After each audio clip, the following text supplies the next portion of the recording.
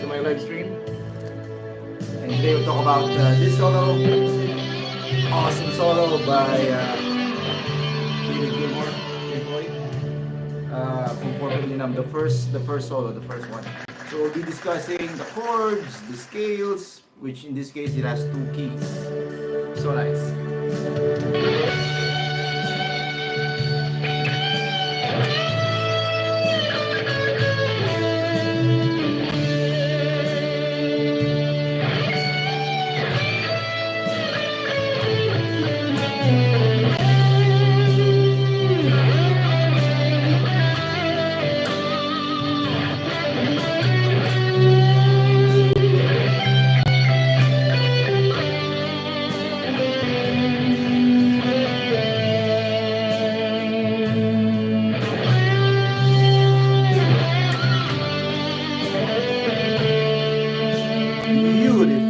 Beautiful solo. Okay, before that, let me check my page if we're live, and hopefully we are. And good morning, good afternoon, good evening, wherever you are in the world. And yes, also the tabs available, of course, on my PayHip store. The tabs available on my channel for free. I don't think I posted the backing track, but soon I will be doing that if you want the backing track. But again, it's available in my PayHip store. And now we're gonna be talking about the chords of this solo, the scales used in this solo, and then if you want to improvise on this one, what scales are you going to use and stuff like that. Okay, very well taught, very melodic. It's not fast, but he used some kind of like not some kinds of arpeggios, yeah, for those rake or sweep, which we will talk about. Okay, but the beginning, the first part, we need to study the chords. Okay, so the chord with this one, I can say it has 2 keys. Okay, the first one is D and A.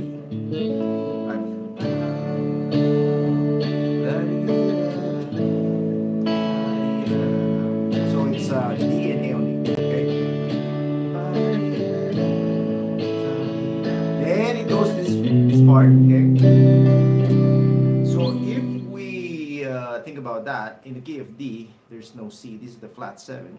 In the key of D, there's a sharp 7, which is C sharp. But in this case, it went to the C.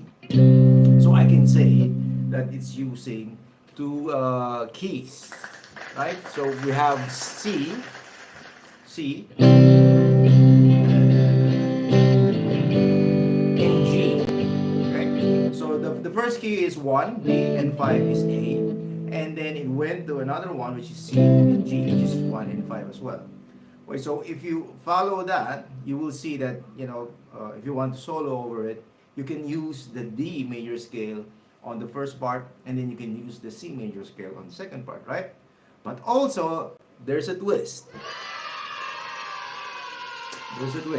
Wait, before that, let's finalize the chords, okay?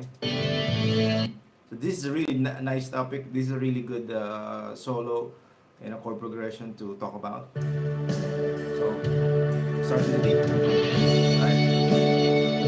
Then A,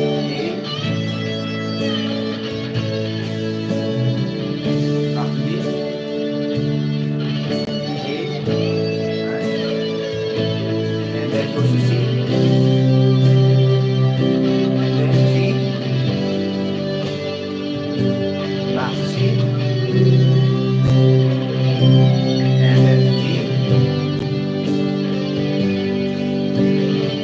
A. Wow, right? Then C again, G, and then back. So that's kind of cool, from A going back to C. In this case, we can use what we call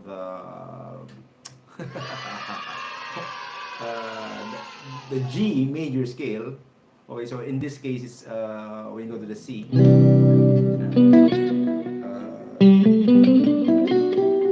can use the D on this one, on D and A, and then we can use C and G Lydian, or if you want, you can use Ionian. So this is really interesting in terms of note choices. Okay, when I say Lydian, not Lydian, right? C. When you're on the C, you will use the scale G major. So that's how modes work. Right? So if you have C major, and then you play F sharp on that one, you add the F sharp or G major scale. And that's very interesting in terms of like improvisation on this solo. But anyway, before we do that improvisation in all those theory and stuff, we'll work on the solo itself. Okay, so it started with a D major arpeggio, which he uses as a rake or a sweep, right, like that. So we have F sharp, A, D, and F sharp again. So it's a right. If you want a full arpeggio, you can play the D here on the 12th fret 4th string.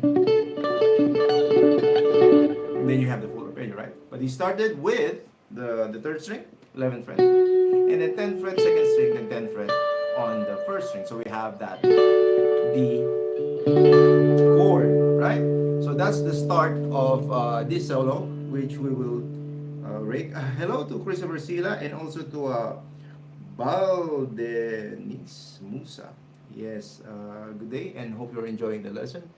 And let's do it again. So we have that. And then we just sweep it, or you can rake it, you know.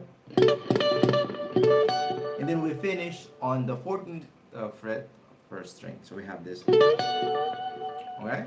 So that's the first part of this solo.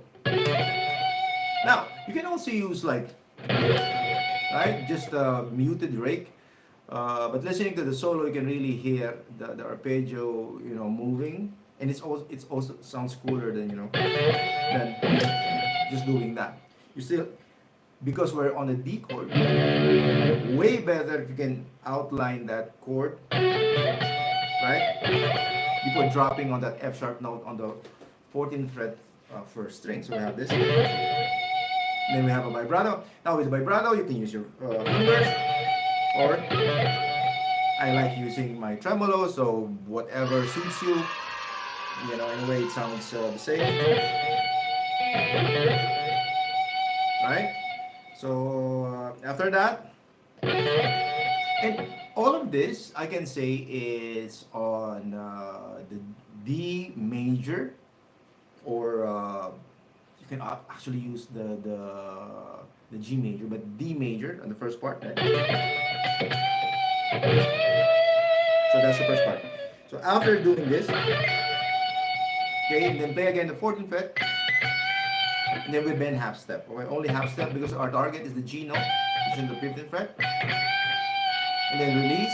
Then we bend on the 15th fret of the 2nd string. And I actually recorded the, you know, a demo of this solo, which I will post later. And I like putting again the pinch harmonics on this one, which, you know, my own version of it. I really love those screaming pinch harmonics, but that's me. If you want, you can do that. If not, you know, just bend on the 15th fret, 2nd string. Right? And then we have this arpeggio again outline, which is the A chord. So you can see that David Gilmour, guitarist, is really outlining or following the chord progression on this one. The first one is D, so he did the D major arpeggio, right? And then when it went to A, we targeted the E note here, bending on the 15th fret, and then that's an A chord. Okay? So he really targeted those notes. So we do go down, release on the 15th fret, 2 times on the 14th fret, 2nd string, and then we go down on the 14th fret 3rd string and 14th fret 4th string, which makes the A chord. Right? So really following the chord progression. D, then we have that, but of course we're not doing the chordal, so we're separating those notes.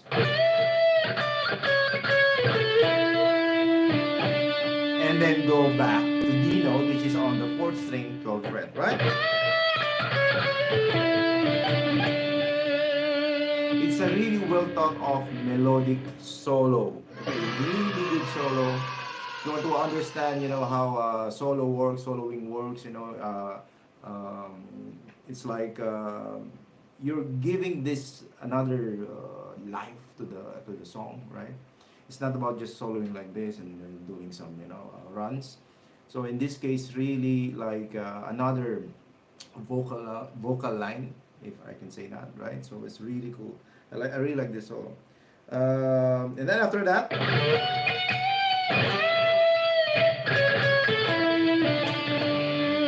I like doing the natural harmonics there, and I can do my brother like this. And then you just repeat the same thing. Okay, just repeat the same thing, the D arpeggio. But we have that fast from the F sharp going to the half step bend or G. But then going back again to the 15th fret second string. So it's the same. It's the same concept, different phrasing in a way, right? So the first phrasing. Right?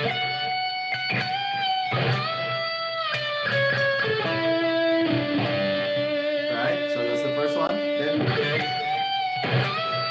it's the same. Okay, different phrasing, same notes.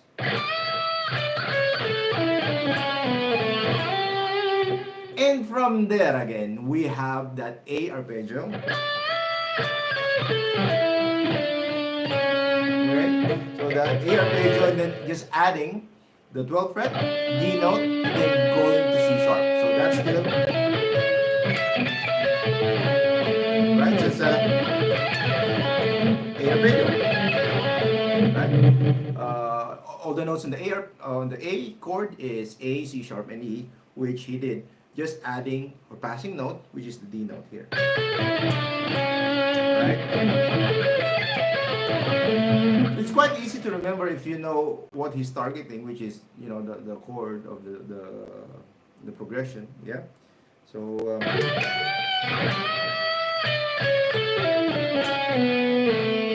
right, A, then so it goes down to 12th fret, 11th fret to C sharp, passing, let's say, the note B, 9th fret, and then that's the A note, which is 7th fret. Then and targeted the G note, which is now we're back on the next key, which is the C and G, right? Which we talked about earlier, the C and G. And then he targeted that G note there. Amazing, you know, how he weaved those notes together, you know, and then targeting those notes. So that's why I told you this solo, you will say, it's an easy solo, but that's not the point. This solo is really melodic because it really follows the chord progression, okay? So it's conscious effort to really pinpoint those notes. In the C chord, we have the C, the E, and the G. Those are the good target notes, right? And in this case, he targeted the G note. Yeah? So,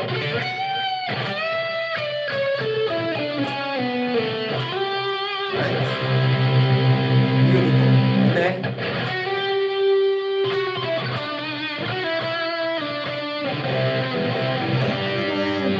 from here. On the G note, he targeted the D note, which is the 5th of G, right? So it's really very targeted chordal, yeah? So from there, we go down on 11th fret, 9th fret, and 7th fret. Then go back again to the same thing. And stay on the 9th fret. And then finish on the 7th fret, so the D note, all on the 3rd string, right? And we have this sort of a burst, right? So that verse is on the burst. Okay, it's on the 9th fret, 3rd string. Pull off, and then jump on the 4th string, 9th fret, 7th fret again, the 9th fret on the 3rd string. So we have this, and then jump on the 11th fret there. Not that fast, but it's really cool. You know, short burst. You can practice it like that. Pull off is the best, I think. Or if you want to pick it, also good, right? If you want to pull off, if you want to pick it, it's entirely up to you. Okay, but those are the notes. Who else is here? Luca is here, and who else? Beans Dean, and Alan Castro. Thank you so much for watching here on my live stream. So we have that.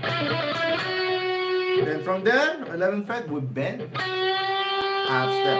Okay. Again on the C chord, targeting the G note. Okay. Then we have this rake again.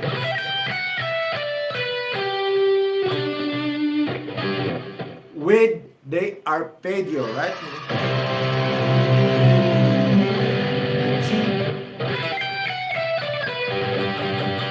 G arpeggio, right? So we do the rake here on the. Okay, so all 12th fret, just rake it like like a G chord, rake, and then we finish on the G note here, right, on the 1st string. So it's a G arpeggio, right? If you want it muted, it's good. If you want it like like a sweep, it's also good. But because those are the notes that we're targeting, right? Then you go down on the F sharp here. So 15, 14, and 1. And then 15, 12 on the 2nd string. So we have this. And then targeting the G note again.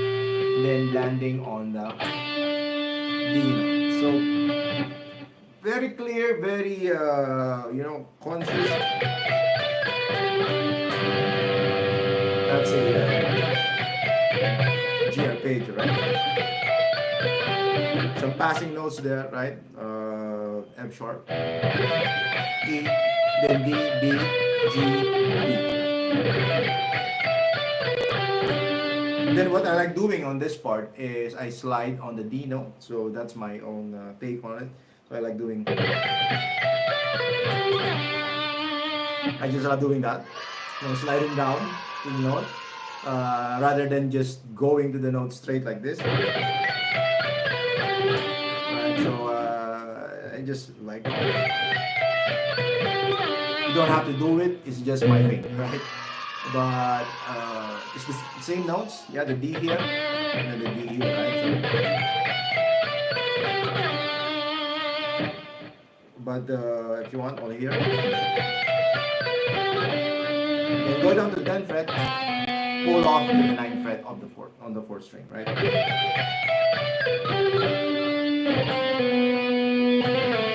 Then we have that all on the 4th string. 9, 10, hammer and pull, and then slide on the 7th. If you want to bend it,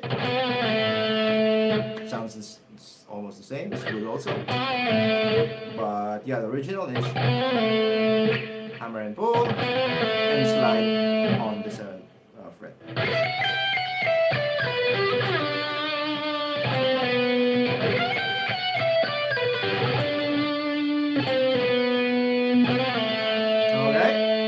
The last part, we have the bend on the 11th fret, targeting the G again, half step of the 3rd string, right?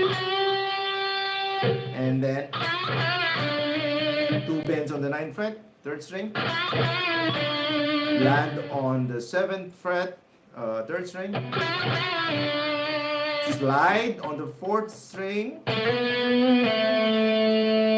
7th fret, 9, and then go back again. So the last part,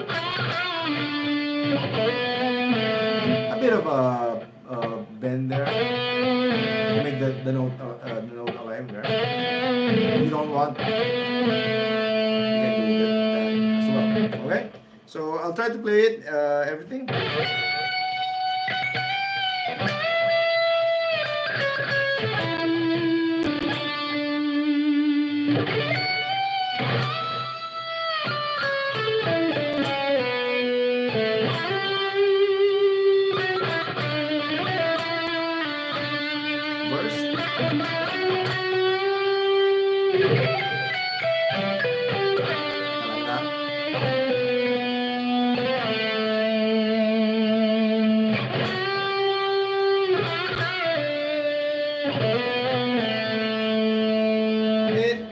As you can hear, as you can see also, right? When you play it, even without the backing track, it sounded like it's so melodic that you can play it on its own, right? So it's really good because you can hear the chord progression moving. So when you play it, yeah, even without the backing track, right? So D, A.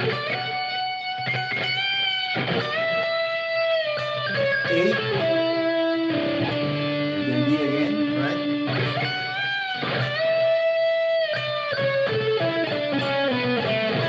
C, right?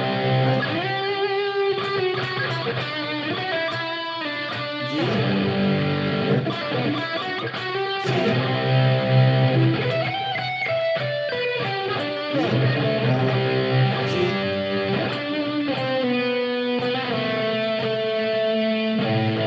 A, right? Finish on A chord, and then C, then finish on the. So yeah, even without the backing track, it really sounds cool. So this is Pink Floyd's Comfortable Rhythm, the first solo. The second solo I studied with my students is a fast one.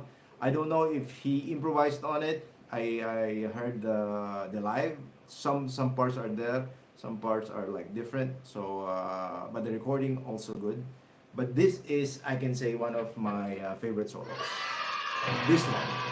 And that's what I'm doing here on my YouTube channel. I'm trying to teach you guys note for note, and then some theory, chords, scales of my favorite solos and the solos that I did. Okay, so we have the tabs and backing track available here on my channel. So Peter Shed is here. Hello, and hope you're having a great day, guys. So let's do it again. Looking at the scales, I didn't see any C sharp played here. Okay. So it means if I'm not playing the C sharp,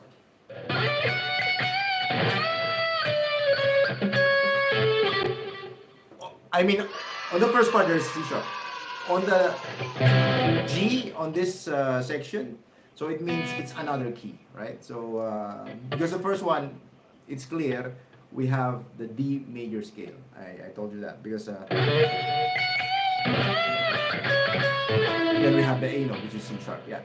But on the next set of chords, which is C and G, of course, on the C, we will not play a C sharp, but on the G, there's no C sharp there. So it's very clear on the C and the G, but there's an F sharp. That's what I'm trying to say. On the C and G, there's an F sharp. Of course, there's no C sharp, but there's an F sharp. So it means on the second set of chords, C and G, he uses the G major scale. Alright? So we can say it's a deleon also when we're on the key, we're on the chord C. So those are the two scales that he used on this solo. When you're on the D section, D chord, D key, you use the D major scale. When you're on the C section, you use the G major scale or the C deleon. That's what I want to express. And then I think I expressed it right. So yeah, that's how you do the solo here if you want to sound like what he did. But like I've said, when you play the C and G, you can also play the Ionian there. it will be kind of out actually when you play that F, you know. It will sound entirely different, but it will still sound cool. How can I do this? Because I don't have a backing track. Let me check. Let me check here if I'm going to play. I think I have a backing track somewhere here, just to show you what I'm saying right now. Okay, so I'll open the backing track, and you'll see what I'm trying to imply. So on the D, it's very clear. We can use the D major scale, of course, but on the C, we have choices there. And let's see what will happen, okay? Open. I'm just opening it up. Sorry about this. Because I don't have a backing track yet. I'm not sure. I don't have a backing track yet on my YouTube channel. So I need to post that. Okay, it's opening. So from the D, use the D major scale. When it goes to C, you use the G major scale, right? So just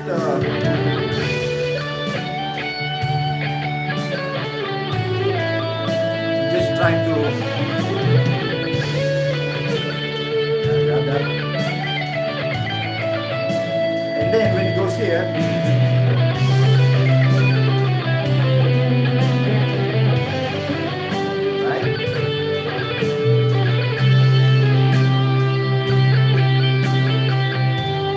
that's a G major scale, and then go back to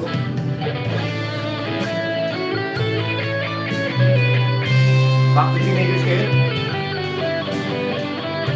Right?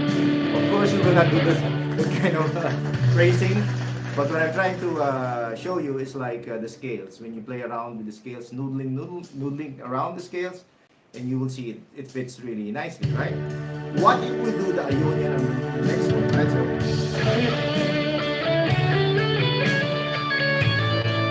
So this is D major, which is here.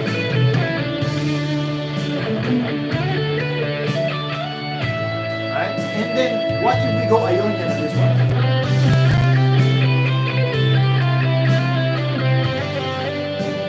It also fits.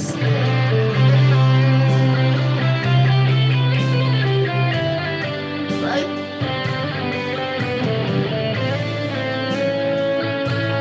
Then back to D major scale. And that's what I'm saying. I hope it's clear. So it's all about note choices, and that's why I want to talk about this solo, because what he did is Libyan when going to the C and G, and that's what we heard. But as you can see, if you put not the F sharp but an F, it also fits the solo, which he did not do, right? So that's the good thing about theory. One more time, and I'll try to improvise on this one. But if you want to sound like David Gilmour, of course, do the F sharp or the G major, right? So we have the first one, which is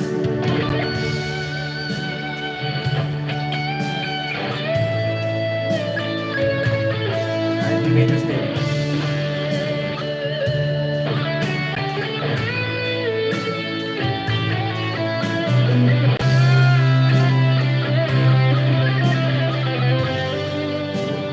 Also good.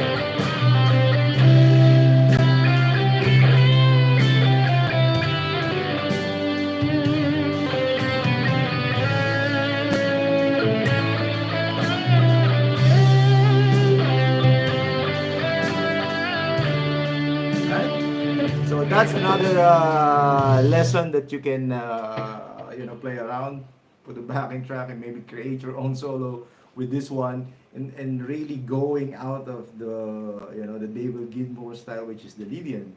But of course, for me, that solo is already perfect. I don't think I can take that solo out of my my system if I'm going to play this. It's just beautiful how he weave those notes. So one more time for you guys, David Gilmour style.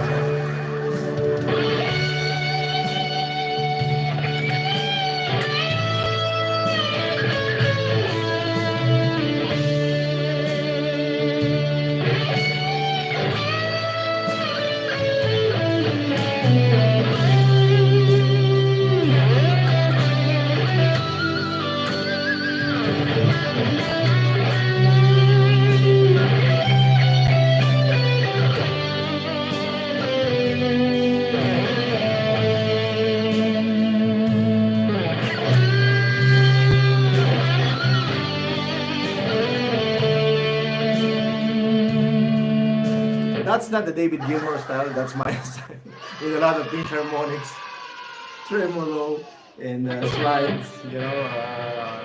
So I hope you enjoyed this lesson and give it a shot. The comfortably numb, one of the best solos I can say. It's not fast, just a bit of a burst, but it really hits. It really hits you, like when you hear the solo. So one of my favorites, I can say. So thank you so much. Someone gave me. Oh, okay. Magsaysay Lorian, thank you so much. 1,000 Japanese yen again. Really appreciate the support. Yellow, good. Wow, yellow. Thank you so much, Peter Shred. All right. With another key. Yes, you can use another key, but definitely on the D section is D major, D and A. Actually, you can use another one there. You can use A key on that one. You want to try it? Let me try using the A, but it will definitely change the solo already on this one. If you use the A, see how it sounds because of the C sharp.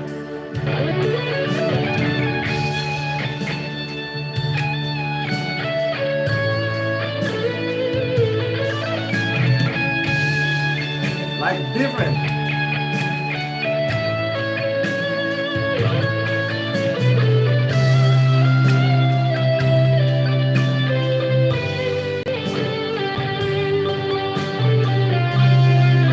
Very different. Right, and then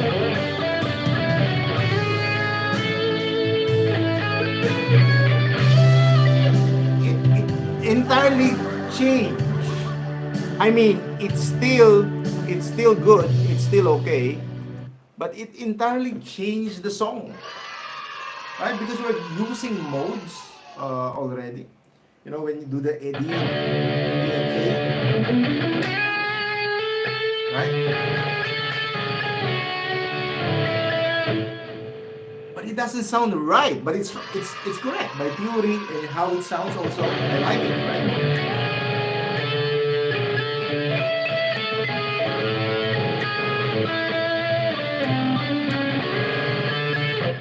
It fits nicely. It's good, but it's not the song anymore. Then we go to the C.